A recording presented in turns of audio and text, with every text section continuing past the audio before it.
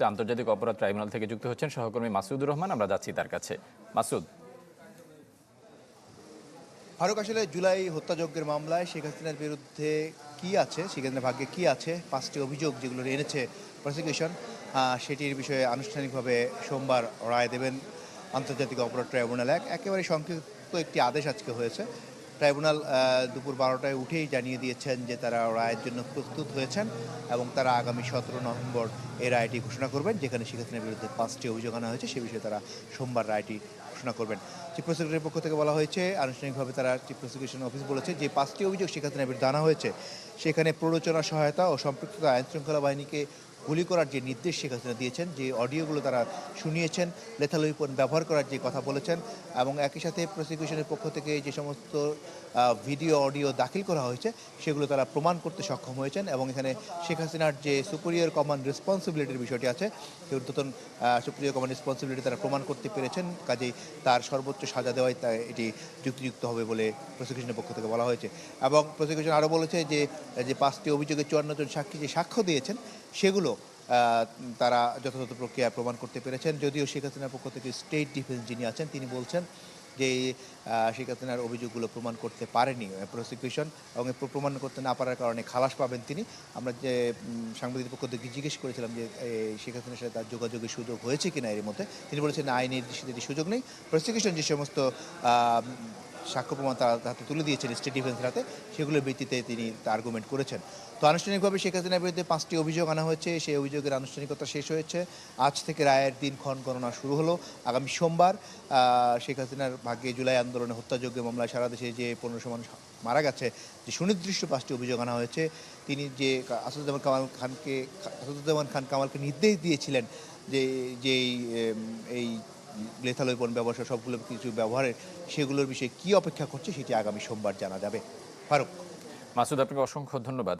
দর্শক, এদিকে শেখ হাসিনার রায়ের দিন নির্ধারণ ঘিরে যে আইনশৃঙ্খলা বাহিনীর যে সার্বিক প্রস্তুতি বিষয়গুলো সেটি জানাতে হাইকোর্টের মাজার গেট থেকে আমাদের সাথে যুক্ত হয়েছেন সহকর্মী কাজী ফয়সাল। যাচ্ছি তার কাছে। Faisal. Japan Bangladesh joint venture company JBS holdings limited. Faruk, এই রায়ের দিন নির্ধারণকে কেন্দ্র করে মূলত শুধু আজকে নয়, আরও বেশ কয়েকদিন আগে থেকেই কিন্তু আওয়ামী লীগের বিভিন্ন পর্যায় থেকে কিন্তু লকডাউন ঘোষণা করা হয়। ককটেল বিস্ফোরণের ঘটনা ঘটে, আটকের ঘটনা আছে, ঝটিকা মিছিলের ঘটনা আছে, নানান রকমের ঘটনা কিন্তু আছে। আজকে এই ঢাকার বাইরে কিন্তু কিছু ঘটনার তথ্য আমাদের কাছে এসেছে। তবে এই রাজধানী ঢাকাতে উল্লেখযোগ্য কোনো ঘটনা, অপ্রীতিকর কোনো ঘটনা ঘটেনি, কিংবা এই হাইকোর্ট মাজার গেট বা হাইকোর্ট বা এর আশপাশের এলাকায় কিন্তু কোনো ধরনের বিশৃঙ্খল বা কোনো ধরনের অপ্রীতিকর ঘটনার তথ্য আমাদের কাছে নেই। এখানে কিন্তু আইনশৃঙ্খলা বাহিনীর সদস্যরা কিন্তু তারা সতর্ক অবস্থানে রয়েছেন সেই গত রাত থেকেই। ভোর থেকে মূলত এর মাত্রা আরও বাড়ানো হয়েছে, নিরাপত্তার বিস্তৃতি ঘটেছে। এবং এই রায়ের দিন যেহেতু ঘোষণা হয়েছে 17 নভেম্বর, এরপরে কিন্তু অনেকটা ঢিলঢালা হয়ে যায় নিরাপত্তা ব্যবস্থা। আগের যে ঘোষণার আগে কিন্তু কোর্টের ঘোষণার আগে কিন্তু অনেকটা কড়া অবস্থায় ছিল, একটু এখন কিছুটা ঢিলেঢালা অবস্থায় আছে। এবং রাস্তায় কিন্তু আমরা দেখছি যে যানবাহন চলাচলও কিন্তু করছে এবং যানবাহন চলাচল স্বাভাবিক রয়েছে এখন পর্যন্ত। এবং এই রায়ের দিন ঘোষণার আগে কিন্তু এই সড়কে কিন্তু বেশ কয়েকটি মিছিলও গিয়েছে। এই মিছিলটি মূলত লকডাউন বিরোধী মিছিল ছিল এবং বিচারের দাবিতে, মানবতা বিরোধী অপরাধের যে মামলায় শেখ হাসিনা, সাবেক স্বরাষ্ট্রমন্ত্রী এবং সাবেক আইজিপি তাদের বিরুদ্ধে যে অভিযোগ আনা হয়েছে সেগুলোর প্রেক্ষিতে যাতে তারা ন্যায্য বিচার পান সেই দাবিটি করছিলেন। এবং আপনি জানেন যে গত 24 ঘন্টায় ঢাকা মেট্রোপলিটন পুলিশ কিন্তু 232 জন কে আটক করেছে এই নিরাপত্তা নিশ্চিত করার জন্য, এবং র্যাব বিশৃঙ্খল ব্যবহার বেশ কয়েকজনকে আটক করেছে। ফারুক, এখন পর্যন্ত কোনো অপ্রীতিকর ঘটনার তথ্য আমাদের কাছে নেই, যা থাকলে পরবর্তীতে আমরা আপনাকে জানিয়ে দিব। ফয়সাল, আপনাকে অসংখ্য ধন্যবাদ। দর্শক, আমরা অতটুকু জানতে পেরেছি যে রাজধানীর গুলিস্তানে আওয়ামী লীগের যে কেন্দ্রীয় কার্যালয় ছিল সেখানে আগুন দেওয়ার ঘটনা ঘটেছে। এই মুহূর্তে সেখানে অবস্থান করছেন সহকর্মী হিরণ খান। আমরা সেখানকার যে সার্বিক পরিস্থিতি সেটি জানতে চলে যাচ্ছি তার কাছে। হিরণ। ফারুক, শেখ হাসিনার রায়ের দিন ধার্য হওয়ার পরেই আসলে আমরা দেখতে পেলাম যে ইনকলাব মঞ্চ থেকে শুরু করে ছাত্র শিবিরের যারা নেতাকর্মীরা রয়েছেন তারা এখানে আসছেন এবং আমরা দেখতে পাচ্ছি যে এখানে জুলাই যোদ্ধা সংসদ অর্থাৎ জুলাইয়ের যারা নিহত হয়েছেন কিংবা আহত হয়েছেন তাদের পরিবারের সদস্যরা তারা এখানে এসেছেন।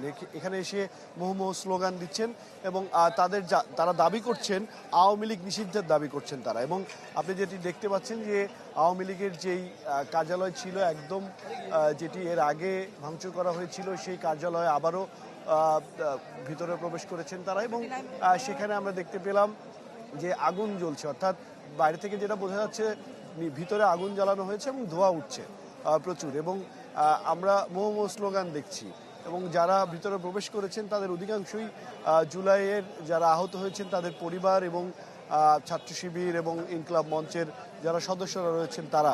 এবং তারা দাবি করছেন যে দ্রুত যেই 17 তারিখে যে রায়টি হবে সেটি তারা দাবি করছেন যে সর্বোচ্চ রায়টি তারা আশা করেন। এবং তারা বলছেন যে আওয়ামী লীগকে খুব দ্রুত নিষিদ্ধ করার তারা দাবি জানিয়েছেন। এবং তারা বলছেন যে কোনোভাবে কোনো ধরনের অপ্রীতিকর ঘটনা যদি আওয়ামী লীগের পক্ষ থেকে ঘটানো হয় তাহলে তারা মোকাবেলা করবেন, এমনটি কিন্তু আসলে বলছেন। এবং আপনি দেখতে পাচ্ছেন যে এই গুলিস্তানের আওয়ামী লীগের যে কার্যালয় সেই কার্যালয়ের সামনে কিন্তু মানুষের এক প্রকার জটলা। এবং একটু আগে আমরা দেখেছি যে ছাত্রলীগের সন্দেহে দুজনকে আসলে এখানে যারা লোকজন ছিলেন স্থানীয় যারা এখানে অবস্থান করছিলেন এবং ছাত্র শিবিরের যারা ছিলেন তারা তাকে সন্দেহভাজন অবস্থায় পুলিশের হাতে তুলে দেয় এবং তার মোবাইল থেকে নাশকতার যে পরিকল্পনা সেই বিষয়গুলো আসলে তারা বলছিলেন যে সেই বিষয়গুলো উঠে এসেছে।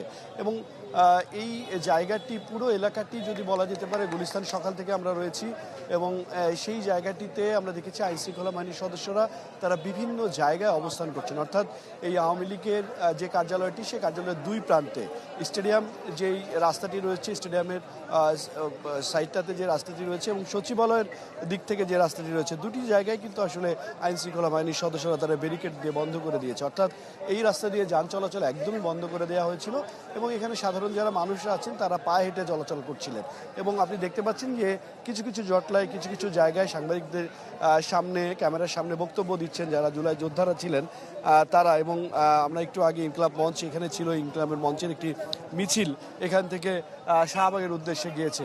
এবং প্রতিটি জায়গায় কিন্তু এই যারা এই ফ্যাসিবাদ বিরোধী আন্দোলনের সাথে জড়িত তারা কিন্তু আসলে এই জায়গাটিতে মূলত অবস্থান করছেন। আমরা যদি সময় থাকে তাহলে আমরা বিল্ডিংয়ের ভিতরের চিত্র দেখানোর চেষ্টা করব আমরা, যে এখন যেহেতু বিল্ডিংয়ের ভিতরে আগুন ধরেছে আমরা একটু যদি যাই আসলে আমরা ভবনের ভিতরে যাওয়ার চেষ্টা করব একটু, যদি সময় থাকে তাহলে আমরা ভবনের ভিতরের দিকে প্রবেশ করব, অর্থাৎ ভিতরে কি ঘটছে সেই বিষয়টি আমরা একটু দেখার চেষ্টা করব। আমরা মূল ফটক দিয়ে ভিতরে প্রবেশ করছি এবং আপনারা দেখতে পাচ্ছেন যে জুলাই যোদ্ধা এবং ইনকলাব মঞ্চ এবং ছাত্র শিবির এবং বিভিন্ন দলের অঙ্গ সংগঠনের নেতাকর্মীরা তারা কিন্তু ভিতরে প্রবেশ করছেন। এবং দেখতে পাচ্ছেন যে এই যে ভবন এই ভবন কিন্তু আগেই পরিত্যক্ত অবস্থায় অবস্থান করছে, কারণ এর আগে একবার ভাঙচুর করা হয়েছে এবং অগ্নিসংযোগ করা হয়েছিল। এবং আপনি দেখতে পাচ্ছেন যে পুরো ভবনটি কিন্তু পরিত্যক্ত অবস্থায় রয়েছে এবং যেই অবশিষ্ট যে জায়গাগুলো রয়েছে আমি সিঁড়ি দিয়ে ওঠার চেষ্টা করছি এবং সিঁড়ির প্রতিটি জায়গায় কিন্তু বলা যেতে পারে ভাঙচুরের চিহ্ন কিন্তু রয়ে গেছে। আপনি দেখতে পাচ্ছেন যে একটু আমরা উপরে উঠি, আমরা চেষ্টা করব যে জায়গাটিতে অগ্নিসংযোগ করা হয়েছে সেই জায়গাটিতে যাওয়ার জন্য। 3 তলা থেকে 4 তলা পর্যন্ত আসলে উঠতে হবে আমাদের সেই জায়গাটিতে পৌঁছাতে হলে। এবং যারা এখানে জুলাই যোদ্ধারা রয়েছেন তারা কিন্তু আসলে স্লোগান দিচ্ছেন আওয়ামী লীগ নিষিদ্ধের স্লোগান এবং তারা শেখ হাসিনার সর্বোচ্চ বিচারের দাবি করছেন। এবং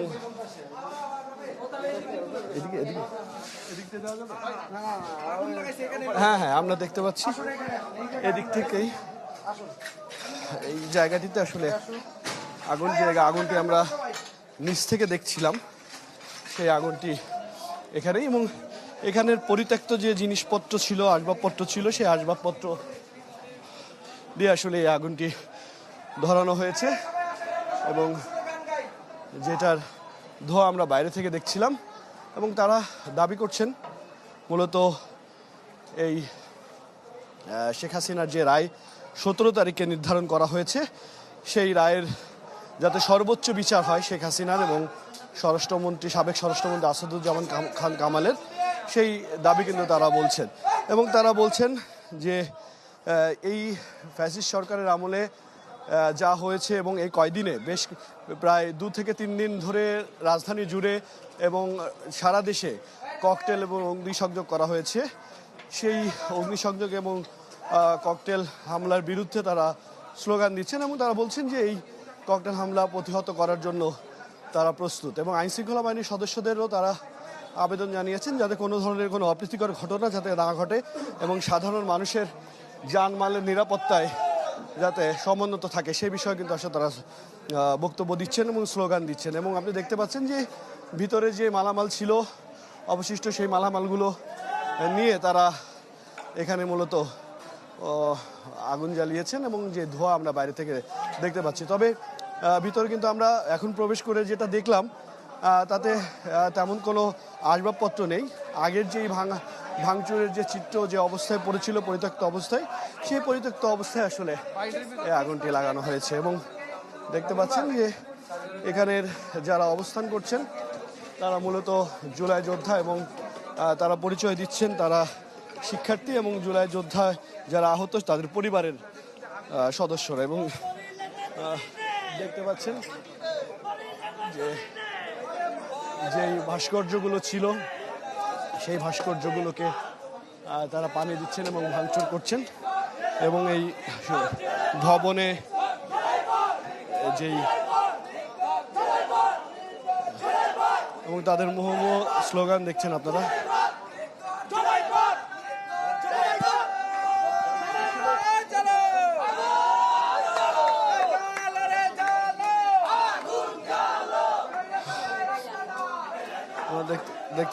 শুনতে পাচ্ছেন যে তারা কিন্তু আসলে এই মুহুর্মুহু স্লোগান দিচ্ছেন এবং তারা বলছেন যে খুব দ্রুত আসলে শেখ হাসিনা যেই হত্যাযজ্ঞ জ্বালিয়েছে সেই হত্যাযজ্ঞের বিচার তারা আসলে দাবি করছেন।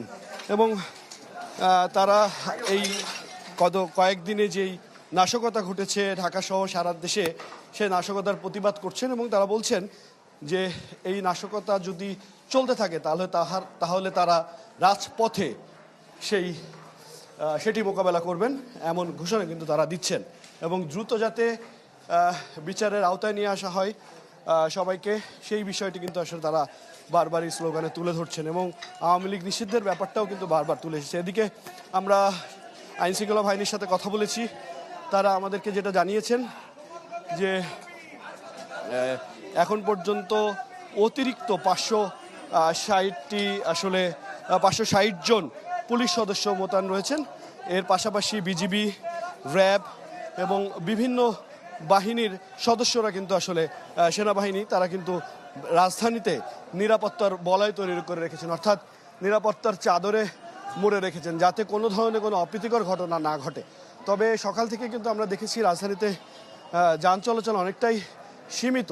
সাধারণ দিন বৃহস্পতিবার অনুযায়ী যে পরিমাণ যান চলাচল থাকে সেটি কিন্তু একদমই নেই বলা যেতে পারে। এবং সাধারণ মানুষের মধ্যে যে উদ্বেগ ছিল, উৎকণ্ঠা ছিল, সেই উদ্বেগ কিন্তু আসলে কিছুটা হলেও কমে এসেছে। এবং আমরা পুলিশের ঊর্ধ্বতন কর্মকর্তাদের সাথে কথা বলেছিলাম, তারা আমাদেরকে বললেন যে এখন পর্যন্ত 232 জনকে গ্রেপ্তার করা হয়েছে। এই নাশকতা করার তারা পরিকল্পনা করছিলেন এমন অভিযোগে তাদেরকে গ্রেপ্তার করা হয়েছে। এই ছিল এখান থেকে সর্বশেষ। হিরণ, আপনাকে অসংখ্য ধন্যবাদ। দর্শক, রাজধানী গুলিস্তানে আওয়ামী লীগের কেন্দ্রীয় কার্যালয় থেকে জানাচ্ছিলেন সহকর্মী হিরণ খান।